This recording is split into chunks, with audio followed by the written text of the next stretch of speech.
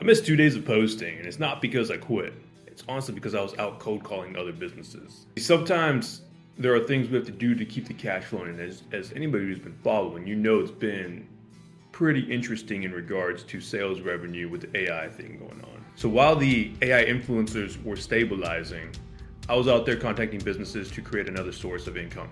That's the part nobody else will tell you. They won't tell you about the hard times that come through. They won't tell you about the things you've got to do when certain situations affect your income stream of the primary thing that you're like, oh, this is working. The next week it's like, oh, fuck. Like, sometimes building a long-term thing means doing the unglamorous things that people don't talk about ever.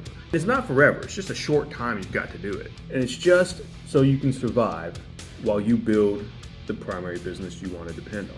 The good news is you learn things sometimes as well from those short-term projects that you have to do. But I scheduled 5 appointments, booked, potentially have two of those deals that are going to close through. And then the AI influencer accounts, those came back online and they started generating. And within the first 3 days of them coming back online, brought in about $300 for one influencer. And that was from a complete stop of just getting flagged, which means it still has to warm up. The bad news is when all the good stuff starts happening, we tend to want to step away from what we're doing to stabilize our income or stabilize our revenue while things start looking good again. You can't do that. You got to continue doing that short-term thing that we likely don't want to be doing. The thing is, you don't get to choose when things go sideways. It's part of life. It's part of business. It just happens.